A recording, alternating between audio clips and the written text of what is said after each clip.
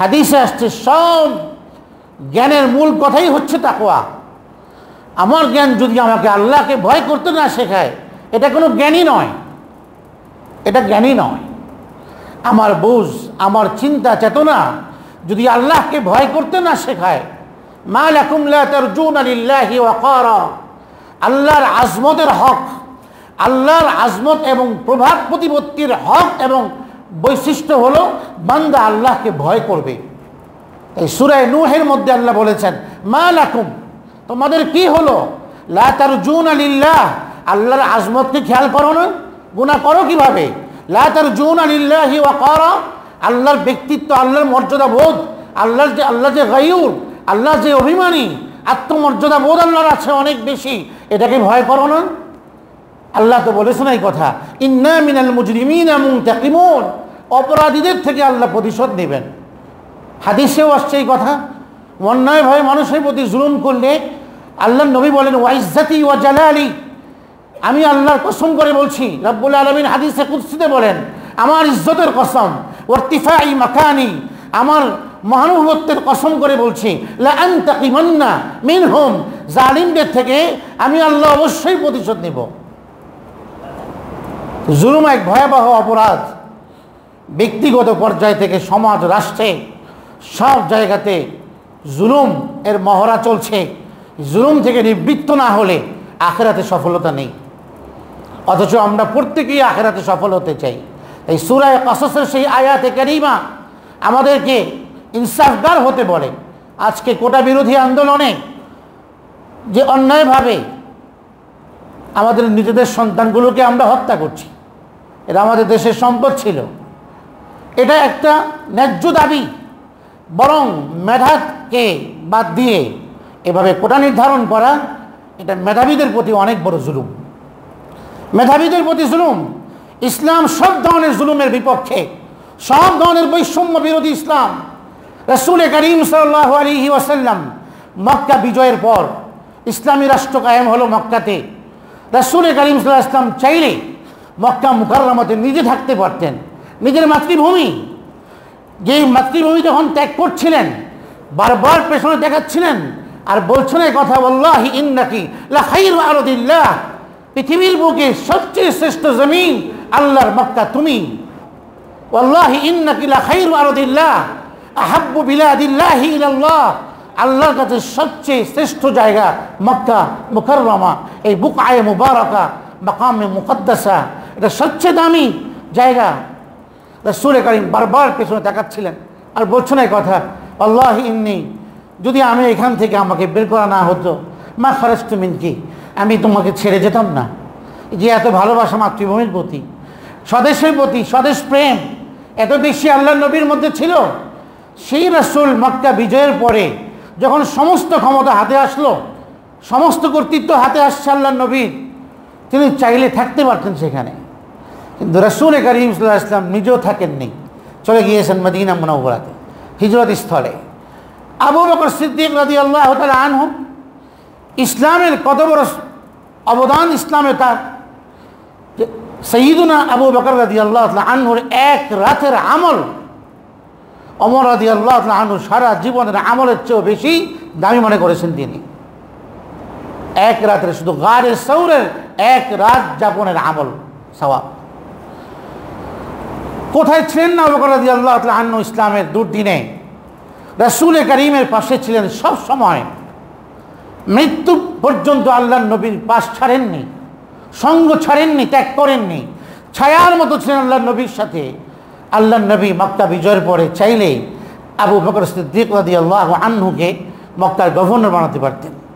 ওমর রাদিয়াল্লাহু আনহু এত বড় একজন ইসলামের বিগম্যান, এত বড় মানুষ ইসলামের, যার ইসলাম গ্রহণের মাধ্যমে মুসলমান ইসলামী সমাজের রূপরেখা বাস্তবায়ন করতে পেরেছিলেন, প্রকাশ্যে ইসলামের সমস্ত আমলগুলো করতে পেরেছিলেন।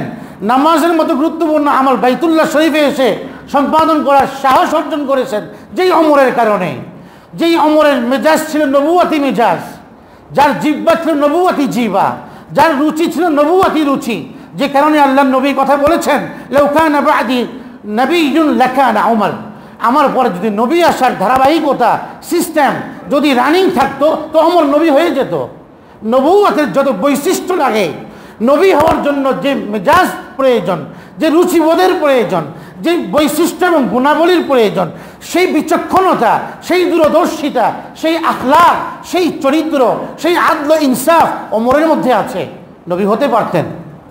এত বড় সাহাবী, যার মাধ্যমে মুসলমানরা প্রকাশ্যে ইসলামের রূপরেখা বাস্তবায়ন করতে পেরেছিলেন, সেই সাহাবীকে চাইলেও আল্লাহর নবী মক্কা মুকাররমা বিজয়ের পরে গভর্নর বানাতে পারতেন, প্রাদেশিক গভর্নর বানিয়ে যেতে পারতেন, বানাননি। হযরত ওসমান তার কথা তো বলার অপেক্ষাই রাখে না।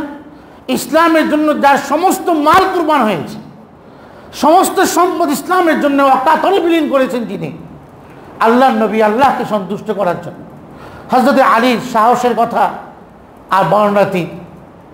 আলী রাদিয়াল্লাহু আনহু আল্লাহর নবীর কত কাছের, কত প্রিয় সাহাবী। যে আনা মদিনাতুল ইলম ওয়া আলীউন বাবুহা, নবীজি বলেছেন ইলমের শহর আমি, জ্ঞানের শহর আমি মুহাম্মদুর রাসূলুল্লাহ, আর আলী হচ্ছে সেই শহরের ফটক, সেই শহরের দরজা।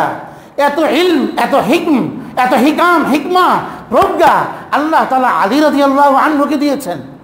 ওই সাহাবীকে চাইলেও আল্লাহর নবী মক্কা মুকাররমাতে মক্কা বিজয়ের পরে গভর্নর বানাতে পারতেন। আরও বড় বড় সাহাবী, রাষ্ট্রবিজ্ঞানী সাহাবী আব্দুল্লাহ ইবনে মাসউদ উপস্থিত ছিলেন, কোথায়? তাকে তো বানালেন না। বড় বড় সাহাবী ছিলেন, মুহাদ্দিস আবু হুরায়রা সাহাবী ছিলেন, তাদেরকে তো বানান নেই, কাকে বানালেন? মুহাজির সাহাবা একরাম বড় বড় সাহাবী ছিলেন, কাউকে বানান নেই। মেধার মূল্যায়ন করেছেন। হযরতে উসাইদ রাদিয়াল্লাহু আনহু মাত্র 17 বছর বয়স সাহাবী, 17 বছর বয়স হযরত উসাইদ রাদিয়াল্লাহু আনহু, আল্লাহর নবী তাকে মক্কা মুকাররমার গভর্নর বানিয়ে মদিনা মুনাওয়ারায় চলে গেছেন। এই ঘটনা থেকে আমরা কি বুঝি? যে কোনো কাজের যোগ্যতার জন্যে বয়সী হতে হবে, এরপরে আরও বেশি কার বেশি অবদান আছে তাকে দেখতে হবে, এমনটা তো আল্লাহর নবী করেন নাই। সাহাবী, 17 বছরের সাহাবী, মাত্র 17 বছর বয়স, উসাইদ রাদিয়াল্লাহু আনহু মক্কার গভর্নর। মক্কা বিজয়ের পর ইসলাম মেধাকে মূল্যায়নের পক্ষে, সব ধরনের জুলুমের বিপক্ষে ইসলাম। এই জন্য ব্যক্তিগত পর্যায় থেকে আমি যেন জালিম না হই আল্লাহর কাছে, আমার ঘরে, আমার পরিবারে, আমার সমাজে যারা সমাজপতি, সমাজকে আমরা পরিচালনা করি, আমার দ্বারা যেন সমাজের কোনো লোক জুলুমগ্রস্ত না হয়। যারা রাষ্ট্রীয় দায়িত্বে আছে তাদেরও বোঝা উচিত আমার দ্বারা যেন কোনো জুলুমের শিকার কেউ না হয়, কারণ এই জুলুমের ভয়াবহতা অনেক বেশি। রব্বুল আলামিন ময়দানে মাহশরের হাসর অন্ধকার হবে। এই জন্য আল্লাহ তাআলা ওই আয়াতে কারিমাতে কথা বলেছেন যে ওয়াল্লাযীনা লা ইয়াদউনা মা'আল্লাহি ইলাহান আখার, যারা আল্লাহর সাথে কাউকে শরীক করে না, ওয়ালা ইয়াকতুলুনা আন-নাফসাল্লাতী হারামাল্লাহু ইল্লা বিল হক, অন্যায়ভাবে কাউকে হত্যা করে না। এতগুলো প্রাণ চলে গেল অন্যায়ভাবে, এটা আমাদের জন্য অনেক ব্যথার বিষয়। আল্লাহ পাক এদেরকে মাগফিরাত নসিব করেন, আমিন বলেন। আল্লাহ রাব্বুল আলামিন আমাদেরকে জুলুম থেকে হেফাজত করেন। এটা অনেক বড় ঈমান বিরোধী কাজ, তাকওয়া বিরোধী কাজ। এই জন্য দ্বীনের খোলাসা 3 কথা। 1 নম্বর আল্লাহর মহাব্বত, 2 নম্বর হচ্ছে আল্লাহর ভীতি, আল্লাহর ভয়, তাকওয়া। এটা সব কিছুর মূল তাকওয়া। সমস্ত কাজকে সুন্দর করে তাকওয়া, আল্লাহর আনুগত্যের পথকে সুগম করে তাকওয়া। যদি আমার ভেতরে এই মেজাজ থাকে, যদি আমার ভেতরে এই বোধ থাকে রব্বুল আলামিন আমার সমস্ত কর্মকাণ্ডকে দেখছেন, তাহলে সে তো মুত্তাকি না হয়ে পারে না, সে তো গুনাহকে বর্জন করবে। যদি তার এই চিন্তা থাকে আল্লাহ পাক আমার সমস্ত কিছু দেখছেন, যে কথা আল্লাহ অন্য আয়াতের মধ্যে বলেছেন, ইয়া আইয়ুহাল্লাযীনা আমানুত্তাকুল্লাহ, ইমানদার আল্লাহকে ভয় করো, ওয়াল তানজুর নাফসুন মা কদ্দামাত লিগাদিন, তোমাদের প্রত্যেকের দেখা উচিত তোমার সঞ্চয় কি আখিরাতের জন্য। কি সঞ্চয়? জীবনের লক্ষ্য কতটুকু তোমার লক্ষ্যে তুমি পৌঁছতে পেরেছো। লক্ষ্যই হচ্ছে মুত্তাকি হয়ে জীবনযাপন করা, ইমানদার ব্যক্তি। তুমি তোমার লক্ষ্যে কতটুকু সফল হয়েছ, কতটুকু সফল হলে ওয়াল তানজুর, দেখো, তুমি চিন্তা করো। প্রতিটি মানুষের চিন্তা করা চাই মা কদ্দামাত লিগাদিন, আমি আখিরাতের জন্য কি প্রস্তুত করলাম। কুল্লু নাফসিন বিমা কাসাবাত রাহিনা, কোরআনে কারীমে আল্লাহ তাআলা সূরা মুদ্দাসসিরে বলেন, প্রতিটি মানুষ তার কর্মের দায়ে আবদ্ধ। যে কাজ করবে সেই কাজের দায়ে সে আবদ্ধ থাকবে। যদি সে কল্যাণমূলক কাজ করে সেই কাজের পারপাসে আল্লাহ রাব্বুল আলামিন তাকে প্রতিদান দান করবেন। আয়াতে কারিমা শেষে তো আল্লাহ কথাই বলেছেন, ওয়াল আকিবাতু লিল মুত্তাকিন। যারা দুনিয়াতে জালিমকে সাহায্য করে তাদের ভয়াবহতা কত, তাদের সম্পর্কে আল্লাহ নবীর হাদিস কেমন। রাসূল কারীম সাল্লাল্লাহু আলাইহি ওয়াসাল্লাম বলেন যে মান মাশা মা যালিমিন, যে ব্যক্তি কোনো জালিমকে সহযোগিতা করে, জালিমের পক্ষাবলম্বন করলো, কেন? লিউকাউফিয়াহু, তাকে শক্তিশালী করার জন্য, জালিমের পথে মতে একসাথে হলো। আহুয়া ইয়ালামু আন্নাহু যালিমুন, সে জানে এই লোকটা জালিম, তারপরেও সে তার পক্ষাবলম্বন করে তাকে সহযোগিতা করছে মাজলুমের বিপক্ষে। আল্লাহ নবী বলেন জানা সত্ত্বেও জেনে শুনে সে জালিমকে যে সহযোগিতা করবে, লোকটা জালিম, এরপরেও তার পক্ষাবলম্বন করে তাকে সহযোগিতা করবে, আল্লাহ নবী বলেন ফাকাদ খারাজা মিনাল ইসলাম, সে ইসলাম থেকে বের হয়ে যাবে। কতটা ভয়াবহ যে এক ধমকি আল্লাহ নবীর পক্ষ থেকে। ইসলাম থেকে বের হওয়া কি নিরাপদ? ইসলাম থেকে বেরিয়ে যাওয়া কি আমার জন্য নিরাপদ? ইসলাম থেকে বেরিয়ে যাওয়া কি আমার জন্য সফলতার বিষয়? ইসলামের থেকে বেরিয়ে যাওয়া কি আমার জন্য নিরাপদ বিষয়? না। আল্লাহ রাব্বুল আলামিনের আযাব তাদের জন্য যারা ইসলাম থেকে বেরিয়ে গেছে। তো আমি তো নিরাপদ নই সেখানে। আমি যদি আখিরাতে নিরাপদ থাকতে চাই, আমি যদি দুনিয়াতে নিরাপদ থাকতে চাই, তাকওয়ার গুণ অর্জন করা ছাড়া বিকল্প পথ নাই। আমি যদি মুত্তাকি হই তাহলে আমার কাছে মানুষ নিরাপদ, কারণ তাকওয়ার চেতনাই আমাকে বলবে যে তুমি তোমার দ্বারা যেন অন্য ব্যক্তি ক্ষতিগ্রস্ত না হয়। এটা মুসলমানিত্বের মাপকাঠি। আজকে সেই মাপকাঠি আমাদের ভেতর নাই। আমরা জেনে না জেনে অন্যায়ভাবে অন্যায়কে সাপোর্ট করি অনেক সময়, অথচ যে ন্যায়ের পক্ষে তাকে সাপোর্ট করি না। তো হাদিসের মধ্যে মুসলমানিত্বের মাপকাঠি বলা হয়েছে আল মুসলিমু মান সালিমাল মুসলিমুনা মিন লিসানিহি ওয়া ইয়াদিহি, মুসলমান সে যার হাত এবং জবান থেকে আরেক মুসলমান নিরাপদ থাকে, আরেকজন নিরাপদ থাকে। হাদিস আল্লাহ নবী বলেন যে ব্যক্তি মান আকালা তাইয়িবান, যে ব্যক্তি হালাল খায়, হালাল খাবার গ্রহণ করে, এরপরে ও আমিলা বিসুন্নাতিন, এবং সুন্নাহ অনুযায়ী জীবনযাপন করে, জীবন আচারের সব ক্ষেত্রে আল্লাহ নবীর সুন্নাহকে ফলো করে, যা তার হেদায়েতের বড় মাধ্যম। কোরআনে কারীম এই কথা বলেছে ওয়াইন তুতিউহু তাহতাদু, যদি হিদায়াত পেতে চাও আমার নবীর অনুসরণের বিকল্প নাই। মানে আমিলা বিসুন্নাতিন, সুন্নাহ মোতাবেক আমল করে, আর ও আমিনান নাস বাওয়াইকাহু, মানুষকে তার জুলুম থেকে নিরাপদ রাখে। এই তিন বৈশিষ্ট্য যার মধ্যে আছে, আল্লাহ নবী বলেন হালাল খাবার গ্রহণ করে, হালাল খাদ্য গ্রহণ করে। ইসলামে খাদ্য গ্রহণের নীতিমালা আছে, যাচ্ছে তাই আসছে, যেভাবে আসছে, আর সেগুলো খাওয়া এটা ইসলাম সাপোর্ট করে না। ইসলাম বলে মান আকালা তাইয়িবান, কোরআন বলে কুলু মিন তাইয়িবাত মা রাযাকনাকুম, হালাল রিজিক খাও, কুলু মিন তাইয়িবাত, আল্লাহর নির্দেশ। নবী পাক বলেন যে হালাল খাবার গ্রহণ করলো, সুন্নত মোতাবেক জীবনযাপন করলো, সুন্নত মোতাবেক জীবনযাপনেই সফলতা। নবীকে ফলো করা, অন্য কাউকে ফলো করা নয়। জীবনে সফল হতে হলে আল্লাহর নবীকেই ফলো করতে হবে, এছাড়া বিকল্প পথ নাই। একথা হযরত জুনাইদ বাগদাদি বলেছেন যে আল্লাহ পর্যন্ত পৌঁছানোর অনেক রাস্তা ছিল, একটা রাস্তা এখন খোলা উন্মুক্ত, সেটা হলো আল্লাহর নবীর সুন্নতের রাস্তা। এই রাস্তায় গেলে আল্লাহকে পাওয়া যাবে, জান্নাত মিলবে, জান্নাত পাওয়া যাবে। সেটা হলো সুন্নতের রাস্তা। সুন্নত মোতাবেক চলবে, আল্লাহর নবীর আদর্শ মোতাবেক চলবে, আর নিজেকে নিরাপদ, তার হাতে সমস্ত মানুষ নিরাপদ। এই তিন বৈশিষ্ট্য যার মধ্যে থাকবে, আল্লাহর নবী বলেন দাখালাল জান্নাহ, সে জান্নাতে প্রবেশ করবে। তো হালাল খাবার খাওয়ার দ্বারা জান্নাতি হওয়া যায়। জুলুম থেকে বাঁচার দ্বারা, অন্যের প্রতি জুলুম করা থেকে নিজেকে নিবৃত্ত রাখলে, মানুষ যদি আমার দ্বারা নিরাপদ থাকে, এটা জান্নাতি আমল। প্রতিবেশীর হক বলতে গিয়ে, প্রতিবেশীর হক কতটা গুরুত্বপূর্ণ আল্লাহ নবী এটা বলতে গিয়ে বলেছেন আল্লাহু লা ইউমিন, আল্লাহু লা ইউমিন, আল্লাহু লা ইউমিন। আল্লাহর কসম করে বলি সে ইমানদারি নয়, সে ইমানদারি নয়, মুমিনই নয়। সাহাবা একরাম বললেন মাইয়া, যে কে আল্লাহ রাসূল, কে ইমানদার নয়, কার কথা বলছেন, কার কথা বলছেন আপনি? আল্লাহ নবী বললেন মান আমিনান নাসা বাওয়াইকাহু, যে ব্যক্তি জুলুম থেকে প্রতিবেশী নিরাপদ থাকে না, সে ইমানদারি নয়। আর ইমানদারি কোথায়? ইমানদারি আমার হাতে সব মানুষ নিরাপত্তা আমার কাছে আছে। সব মানুষ আমাকে দেখে আমি ত্রাস সৃষ্টি করি না। আমি সমাজে একজন নিরাপদ মানে এমন একজন ব্যক্তি যে সমাজের সকল মানুষ আমাকে তাদের জন্য তাদের ইজ্জত আবরু সম্মান প্রভাব তাদের সম্পদ সব কিছুর জন্য আমাকে নিরাপদ মনে করে। এতে আমার মুসলমানিত্ব, এতে আমার ইমানদারিত্ব। আমার জামান থেকে আরেকজন মুসলমান নিরাপদ, এতে আমার মুসলমানিত্ব।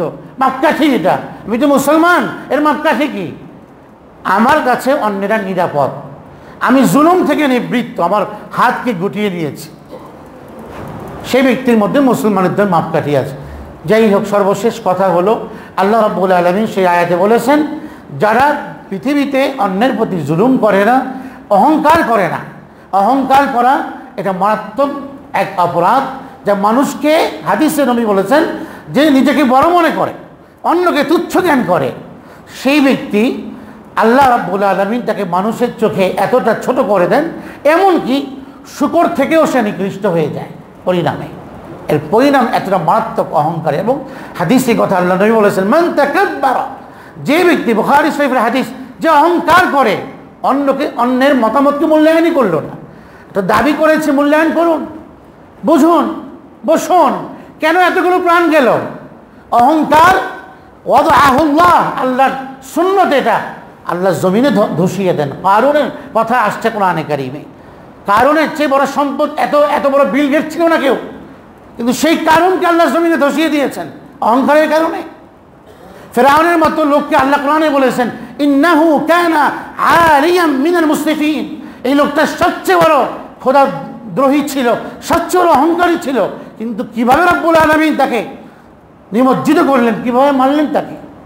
এই সব থেকে আমাদের জন্য শিক্ষা, আমার জন্য শিক্ষা, আপনাদের জন্য শিক্ষা, সারা দেশের মানুষের জন্য, সর্বস্তরের মানুষের জন্য, আপ টু বটম সবার জন্য শিক্ষা, যে জুলুম করলে, অহংকার করলে বাঁচার সুযোগ নাই, আল্লাহ পাক ধসিয়ে দিবেন। বিপরীতে আমি যদি আল্লাহর জন্য বিনয়ী হই, মান তাওয়াদা লিল্লাহ, আল্লাহর জন্য বিনয়ী হলে, বিনম্র হলে, তাহলে রাফাআহুল্লাহ, আল্লাহ আমার মর্যাদাকে ক্রমান্বয়ে বাড়িয়ে দেবেন। আমার নিজেকে আমার কাছে ছোট মনে হবে, মানুষের চোখে আমার সম্মান অনেক বেশি হবে, মানুষ আমাকে স্মরণ করবে। ফেরাউনকেও মানুষ স্মরণ করে, আর আবু লাহাবকেও মানুষ স্মরণ করছে সেই দিন থেকে, আজও স্মরণ করছে, আজও অবধি কিয়ামত পর্যন্ত স্মরণ করবে। আর সাহাবী আবু বকরকেও স্মরণ করছে। তো দুই স্মরণের মধ্যে ব্যবধান আছে। সাহাবা ইকরামকে আমরা স্মরণ করছি, আজ 1500 বছর হয়ে গেছে। সাহাবা ইকরামকে আমরা কতটা শ্রদ্ধা ভরে স্মরণ করছি, আর আবু লাহাব, আবু জাহালদেরকে আমরা, ফিরআউন নমরুদদেরকে আমরা কীভাবে স্মরণ করি? তো দুই স্মরণের মধ্যে পার্থক্য আছে। এই জন্য আমার কাজ, আমার আখলাক, আমার চরিত্র, আমার কর্মকাণ্ড, এগুলো যেন সাহাবা ইকরামের কাজের সাথে মিলে যায়, তাহলে আমিও প্রশংসিত হব, মানুষ আমাকে যুগ যুগ ধরে সম্মানের সাথে, ভালোবাসার সাথে স্মরণ করবে। আল্লাহ পাক আমাদের সকলকে সর্বপ্রকার জুলুম থেকে, অন্যায় থেকে, অবিচার থেকে, অহংকার থেকে, ফাসাদ থেকে আল্লাহ পাক আমাদেরকে সর্বস্তরে আমাদেরকে বাঁচার তৌফিক দান করুন। উত্তম গুণাবলী তাকওয়া আমাদেরকে আল্লাহ পাক পাথেয় রূপে গ্রহণ করে আখিরাতের মহা সাফল্য অর্জনের তৌফিক আল্লাহ পাক আমাদের সকলকে দান করুন। ওয়া আখিরু দাওয়ানা আলহামদুলিল্লাহি রাব্বিল আলামিন।